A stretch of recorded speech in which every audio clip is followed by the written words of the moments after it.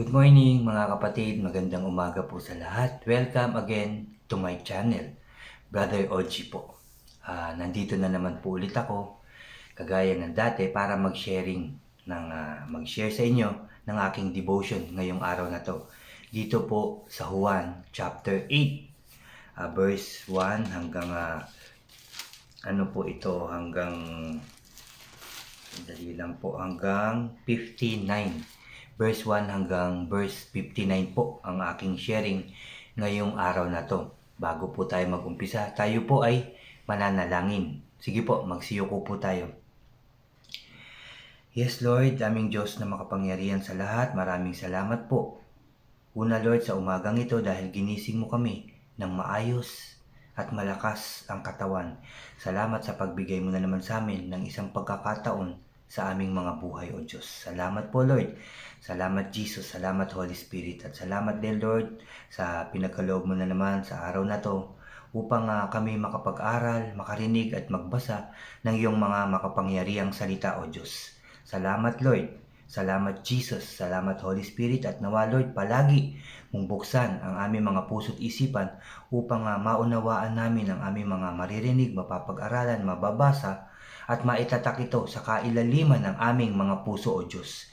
Lord, samahan mo po ako, tulungan at gabayan upang puro salita mo lamang, O God, ang lumabas sa aking bibig. Inaangkin na namin ang katagumpayan ng aming gawain ito, O Diyos. Lord, pinupuri ka namin at pinasasalamatan sa tanging pangalan ng aming Panginoon sa Kristo. Lahat po tayo ay magsabi ng Amen and Amen. At ito po ang aking channel.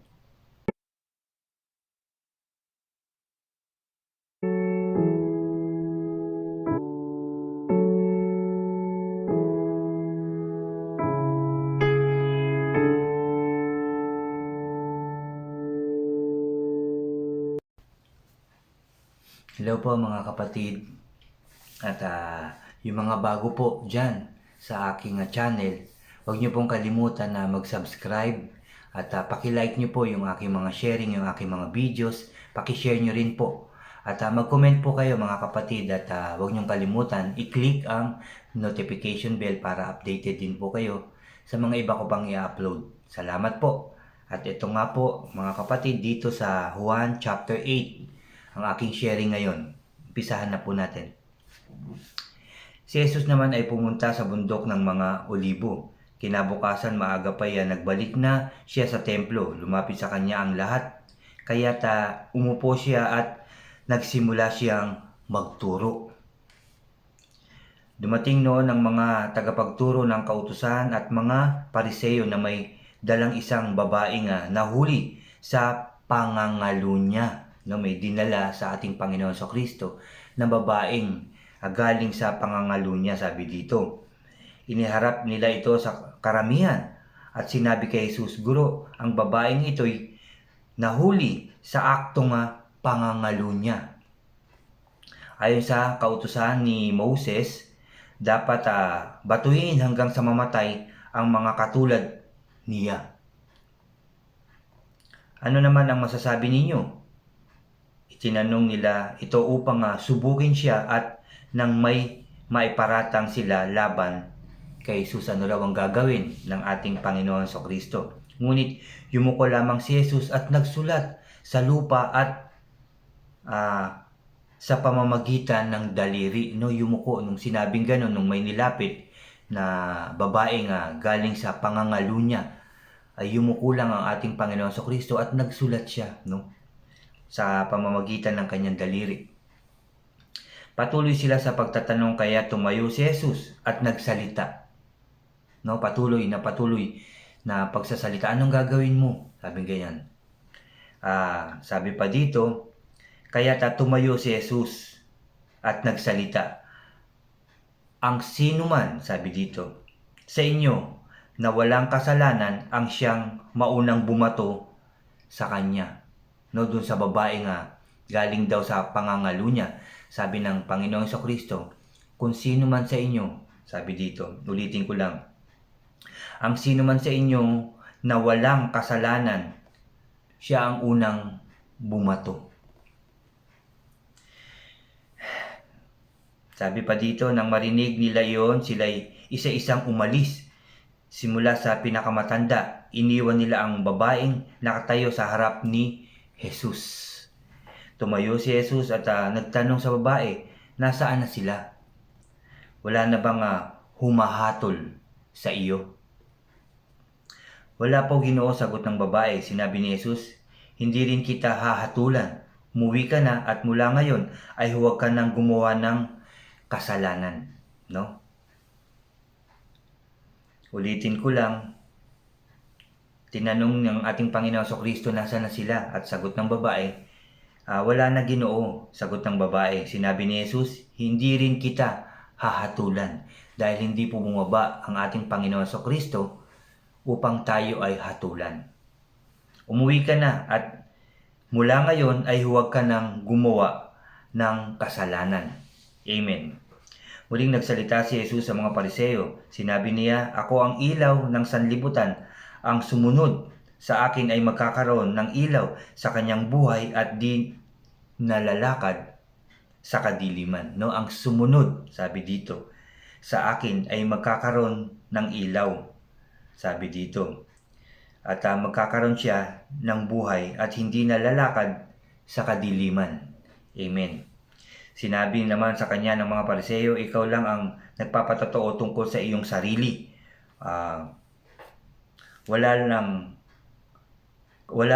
Sabi dito, walang kabuluhan ang ganyang patotoo. Sabi ng mga Pariseo, mga kapatid.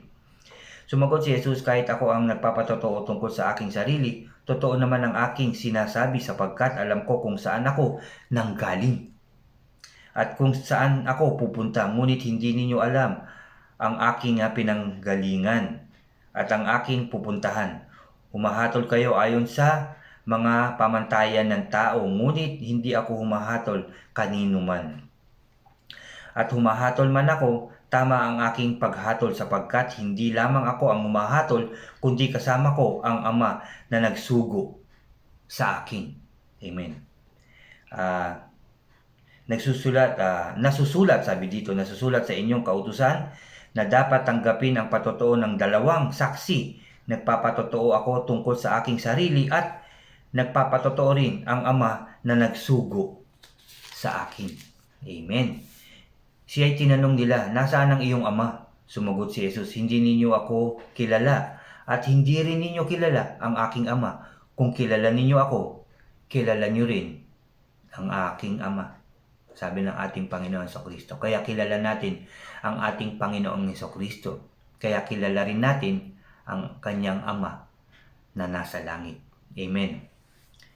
Ito'y sinabi ni Jesus nang siya ay nagtuturo sa templo, sa dakong kinaroroonan ng mga lalagyan ng mga alay. Ngunit walang nangas na humuli sa kanya sapagkat hindi pa iyon ang itinakdang panahon. Muling sinabi ni Jesus sa kanila, ako'y aalis at hahanapin ninyo ako, ngunit hindi kayo makakapunta sa pupuntahan ko. Mamamatay kayo nang hindi pa napapatawad ang inyong mga kasalanan. No? Ulitin ko lang tong verse 21, mga kapatid. Muling sinabi ni Jesus sa kanila, ako'y aalis at hahanapin ninyo ako, ngunit hindi kayo makakapunta sa pupuntahan ko. Mamamatay kayo nang hindi pa napapatawad ang inyong mga kasalanan. Nag-usap-usap ang mga Hudyo. Magpapakamatay kaya siya, kaya sinabi niyang hindi kayo makakapunta sa pupuntahan ko. Sabing ganyan. Kaya sinabi ni Jesus, kayo'y mula dito sa ibaba, ako'y mula sa itaas, sabi ng ating Panginoong Hesukristo. Ulitin ko lang, kaya sinabi ni Jesus, kayo'y mula dito sa ibaba, ako'y mula sa itaas, kayo'y taga-sanlibutan. Sabi dito, kayo'y taga-sanlibutang ito, ngunit ako'y hindi, sabi niya. Kaya sinasabi ko sa inyong mamamatay kayo nang hindi pa napapatawad sa inyong mga kasalanan. Kung hindi kayo, sabi dito, kayo'y mamamatay, sabing ganun, nang hindi napapatawad ang inyong mga kasalanan.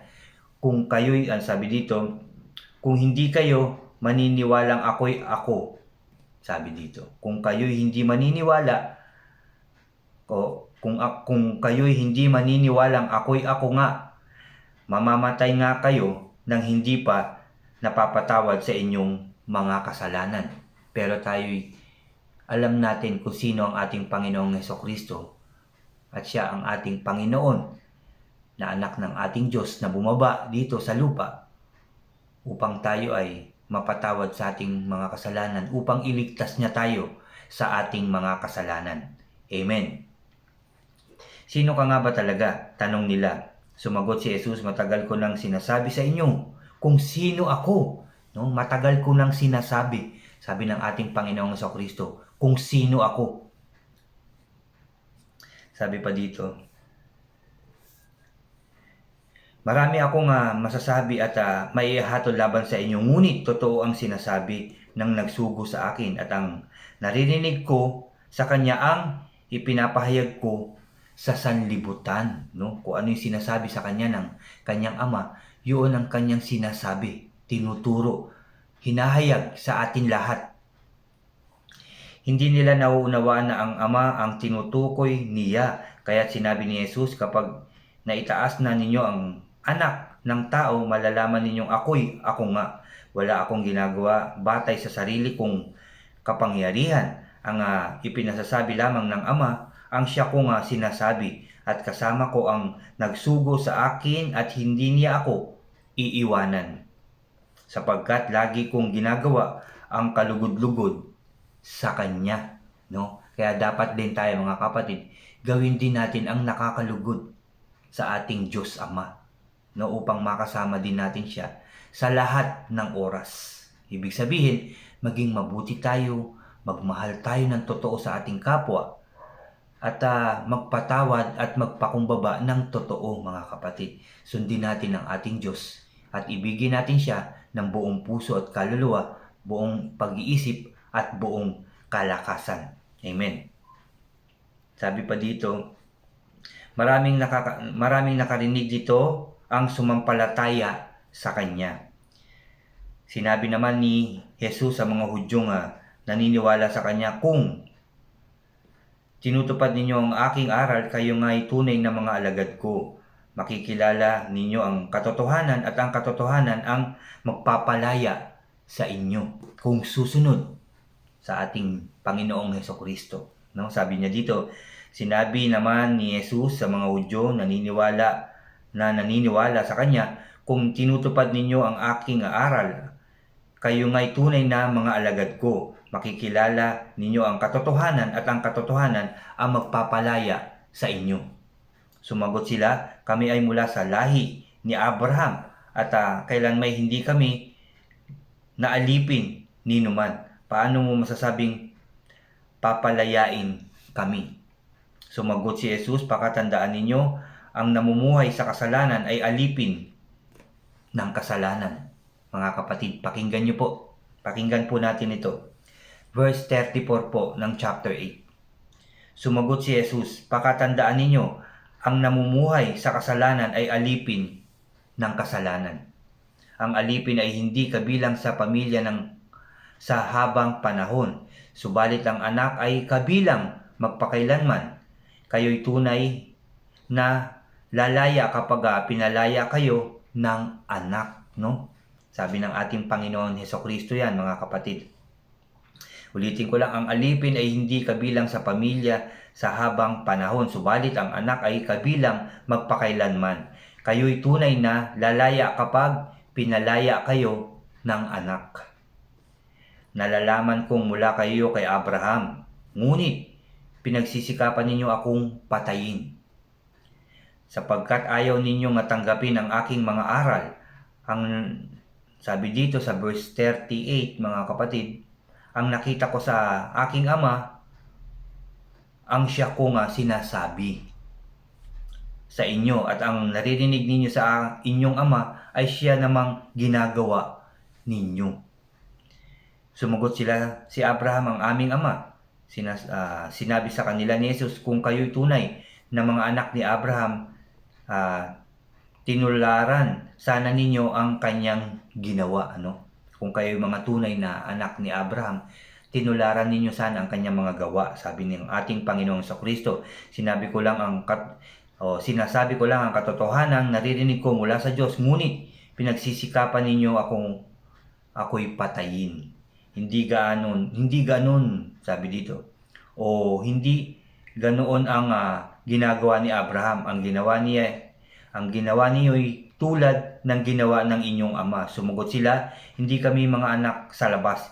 Iisa ang aming ama, ang Diyos, sabi nila mga kapatid. Sinabi ni Jesus, kung talagang ang Diyos ang inyong ama, inibig sana ninyo ako sapagkat sa Diyos ako nanggaling, no? Kung totoo kayo, sabing ganyan.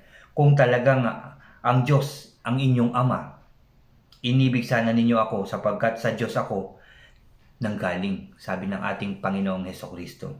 Kung talagang tayo'y mga anak ng Diyos, kung talaga ang ating ama, ang ating Diyos sa langit, sana daw po ay inibig natin ang ating Panginoong Hesukristo dahil ang ating Panginoon Hesukristo ay galing sa Ama. Amen. Hindi ako naparito sa sarili kong kagustuhan, kundi sinugo niya ako. Bakit di ninyo maunawaan ang sinasabi ko? Hindi ba ito dahil sa ayaw ninyong tanggapin ang itinuturo ko? Ang dyablo ang inyong ama, sabi ng ating Panginoon Kristo, dahil dun sa mga taong ayaw sumunod sa Kanya, ayaw siyang pakinggan, ayaw siyang paniwalaan, ayaw siyang tanggapin. Mga kapatid, no? Yung mga katuruan na binibigay sa Kanya ng Ama na nasa langit, ayaw sundin, ayaw pakinggan, no? Kaya sabi niya, ulitin ko lang ang sinabi, bakit di ninyo maunawaan ang sinasabi ko? Hindi ba ito dahil sa ayaw ninyong tanggapin na ang itinuturo ko? Ang dyablo ang inyong ama at ang kagustuhan niya ang ibig ninyong gawin. Noon pa man ay mamamatay tao na siya, hindi siya pumanig sa katotohanan kailanman, sapagkat walang puwang sa kanya ang katotohanan. Likas sa kanya ang magsinungaling, sapagkat siya ay talagang sinungaling at siya ay ang ama ng kasinungalingan. Excuse me po. No? Yun ang sabi ng ating Panginoon Kristo. No, siya sa kanya nanggaling ang kasinungalingan at siya talaga ang sinungaling, sabi niya. Yun ng dyablo. Ayaw ninyong maniwala sa akin sapagkat katotohanan ang sinasabi ko sa inyo. Sino sa inyo ang maaaring magpatunay na ako'y nagkasala? Tinanong ng ating Panginoon Kristo. At kung katotohanan ang sinasabi ko, bakit ayaw ninyong maniwala sa akin? Ang mula sa Diyos ay dumirinig ng mga salita ng Diyos, subalit ayaw ninyong makinig sa akin sapagkat kayo hindi mula sa Diyos. Mga kapatid, ulitin ko lang. Ang mula sa Diyos, sabi dito sa verse 47, ang mula sa Diyos ay dumirinig ng mga salita ng Diyos, subalit ayaw ninyong makinig sa akin sapagkat kayo'y hindi mula sa Diyos. Yung mga taong hindi nakikinig, ayaw makinig, ayaw tanggapin, ayaw isabuhay ang mga salita ng ating Diyos dahil sila daw ay hindi anak ng Diyos. Pero tayo, pinapakinggan natin ang salita ng ating Diyos, dinidinig natin ito, no? At ito yung ating sinasaliksik, binabalik-balikan, isinasapuso natin ang kautusan, ang katuruan ng ating Panginoong Kristo, ng ating Diyos. At ito'y sinasabuhay natin. Sumusunod tayo sa Kanya, pinagtitiwalaan natin siya, sinasampalatayaan natin siya. Kaya tayo, mga kapatid, ay anak ng Diyos. Amen. Sabi dito, sinabi ng mga Hudyo kay Jesus, hindi ba tama ang sinasabi naming ikaw ay Samaritano? At sinasapian ng demonyo. Sabi ito ng mga Hudyo, mga kapatid. Ulitin ko lang, verse 48, sinabi ng mga Hudyo kay Jesus, hindi ba tama ang sinasabi namin ikaw ay Samaritano at sinasapian ng demonyo? Sumagot si Jesus, hindi ako sinasapian ng demonyo. Rarangalan ko ang aking ama, ngunit ako'y nilalapastangan ninyo. Pinararangalan ko, sabi dito, ang aking ama, ngunit ako'y nilalapastangan ninyo. Hindi ako naghahangad na ako'y parangalan. May isang nagsisikap na ako'y parangalan at siya ang magpapasya. Pakatandaan ninyo ang tumupad sa aking salita ay hindi mamamatay kailanman ang mga taong hindi. Ang mga taong sabi dito, ulitin ko lang, pakatandaan ninyo ang tumupad sa aking salita ay hindi mamamatay kailanman. Yung mga taong tumutupad sa salita ng ating Diyos ay hindi daw mamamatay, kundi magkakaroon ng buhay na walang hanggan. Amen. Sinabi ng mga Hudyo, ngayon natitiyak naming sinasapian ka ng demonyo. Sabi dito, namatay si Abraham, namatay si Abraham at ang mga propeta, ngunit sinasabi mong hindi mamamatay kailanman ang sinumang tumutupad sa iyong aral. Sabi, mas magaling ka pa kaysa sa aming amang si Abraham? Tanong ng mga tao. Siya ay namatay, gayon din ang mga propeta. Ano ba ang palagay mo sa iyong sarili? Sumagot si Jesus, kung ako nga ang nagpaparangal sa aking sarili, walang kabuluhan iyon. Ang nagpaparangal sa akin ay ang aking Ama, at sinasabi ninyong siya ang inyong Diyos, sabing ganyan. Hindi ninyo siya kilala, ngunit siya ay kilala ko. Kung sasabihin kong hindi ko siya kilala, ako'y magiging sinungaling na tulad ninyo, sabi niya. Subalit kilala ko siya at sinusunod ko ang kanyang sinasabi. Natuwa ang inyong amang si Abraham nang malaman niyang makikita niya ang araw ng aking pagdating. Nakita nga niya ito at siya'y nagalak. Dahil dito'y sinabi sa kanya ng mga Hudyo, wala ka pang 50 taon gulang, paano mo masasabing nakita mo si Abraham? Sumagot si Jesus, pakatandaan ninyo, bago pa ipanganak si Abraham, ako na. Nagsidampot sila ng bato upang siya'y batuhin, ngunit nagtago si Jesus at lumabas ng templo. No? Dahil dito'y sinabi sa kanya ng mga Hudyo, wala ka pang 50 taong gulang. Ulitin ko lang ito mga kapatid. Paano mo masasabing nakita mo si Abraham? Sumagot si Jesus, pakatandaan ninyo, bago pa ipanganak si Abraham, ako na. Amen and amen. And amen mga kapatid. Napakaganda po ng pag-aaral ngayon ng aking sharing ngayon tungkol sa ating Panginoon sa Kristo. Dahil totoo naman ang kanyang mga sinasabi na tayo magkakaroon ng buhay na walang hanggan kung siya ay ating pakikinggan at tatanggapin ng buong puso sa ating mga buhay mga kapatid. Susundin natin siya. Pakikinggan natin yung kanyang mga salita na bigay ng kanyang Ama na nasa langit mga kapatid. Tayo ay hindi niya pababayaan. Tayo lagi ay kanyang sasamahan mga kapatid. At sinabi niya, kagaya nga dito sa sinabi niya, na bago pa daw ipanganak si Abraham, ako na. Dahil ang ating Panginoon Jesucristo ay nandyan na bago pa likhain ang daigdig. Amen and amen. Salamat po muli mga kapatid sa pagsama nyo na naman sa akin. Salamat po at lagi kayo nandyan at nadadagdagan po. Salamat po sa mga bagong subscriber. Salamat din sa mga taong tumutulong sa akin para ma-share ito, maipalaganap ang salita ng ating Diyos sa lahat ng tao. Salamat po sa inyo. At tayo ngayon muli ay mananalangin mga kapatid. Magpapasalamat po ulit tayo sa ating Diyos dahil nakarinig na naman tayo ng kanyang mga salita. Magsiyoko po tayo. Yes Lord, hallelujah. Hallelujah Lord. Aming Diyos na makapangyarihan sa lahat, maraming salamat na naman sa umagang ito sa iyong mga salita na aming napakinggan, nabasa at napag-aralan o Diyos. Salamat Lord. Salamat Lord sa pagkakataon na lagi mong binibigay sa amin upang kami makalapit sa iyo sa pamamagitan ng iyong mga makapangyarihang salita Lord. Salamat Lord. Salamat sa mga pastors and bishops, leaders na totoong naglilingkod sa iyo, naghahayag ng iyong mga salita. Salamat din Lord sa lakas ng loob, talino at sipag na ibinibigay mo sa akin. Kahit sa simpleng paraan lamang o God, ay makapag-share ako, makapaghayag ako ng iyong mabubuting salita o Lord, upang sila rin ay makabahagi sa pagpapala, sa buhay na walang hanggan na iyong ipagkakaloob sa mga taong totoo nga, naglilingkod sa iyo, naniniwala, sumusunod at tumatanggap ng buong puso at kaluluwa o God sa inyo. Salamat Lord sa pagkakataong yan na binibigay mo sa akin at sa amin lahat o Diyos. Salamat Lord. Salamat Jesus. Salamat Holy Spirit. Nagtagumpay na naman ang aming gawain ngayong araw na to o Diyos. Salamat po Lord dahil lagi mo kami sinasamahan, ginagabayan. Lagi mo kami nga pinoprotektahan o Diyos.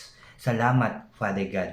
Salamat aming Ama sa langit. Salamat sa iyong pag-ibig na hindi nagbabago sa mga taong totoong nagbalik loob sa iyo, sa mga taong totoo nga nagsisi sa lahat ng kasalanan at sa mga taong sumusunod sa iyo. Salamat Lord. Salamat Jesus. Salamat Holy Spirit o God. Lord, and I pray and we pray, alam ko, pinapanalangin din ng mga tao ang bawat isa, ang kanilang mga mahal sa buhay, ang bawat presidente, o Lord, upang sila rin ay sumunod sa iyo, tuparin ang iyong mga salita upang sila rin ay magtagumpay sa iyong pangalan, magkaroon ng buhay na walang hanggan.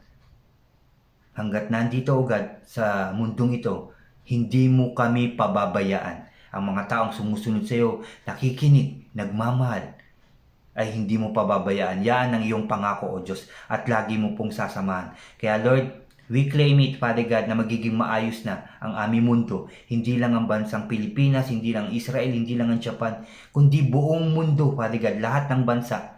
Magiging maayos, masaya, matahimik, wala nang mamamatay, wala nang magkakasakit dahil sa virus niyan, wala nang magugutom, kundi magiging maayos na ang lahat, O God. In Jesus' name, in Jesus' name. Thank you, Father God. Thank you, Lord. Thank you, Jesus. Thank you, Holy Spirit. At salamat din sa pagpapagaling mo sa lahat ng may karamdaman, sa pagbigay ng blessings, blessings after blessings na ipinagkakaloob mo sa lahat ng tao, lalong-lalo na sa mga taong totoong nagbalik loob sa iyo, nagtiwala, nagmahal at sumunod sa iyo, O God. Salamat, Lord, for all the blessings and guidance and protection na ipinagkakaloob mo po sa amin. Pagkain na ipinagkakaloob mo upang kami lumakas at gumaling sa anumang klaseng karamdaman, O Diyos. Lahat yan ay galing sa inyo. Lahat ng meron kami ay galing sa inyo simula noon hanggang ngayon. At mga blessings pang matatanggap namin ay galing po yan sa inyo lahat. Thank you, Lord. Thank you, Jesus. Thank you, Holy Spirit, O God. Muli, Lord, pinupuri ka namin at pinasasalamatan, sinasamba, dinadakila sa matamis at makapangyarihang pangalan ng aming Panginoong Hesukristo. Lahat tayo ay magsabi ng Amen and Amen. Amen po. At salamat po muli sa inyong lahat. Salamat po. God bless po at mabuhay po tayong lahat. Jesus loves us all. I love you po. Amen.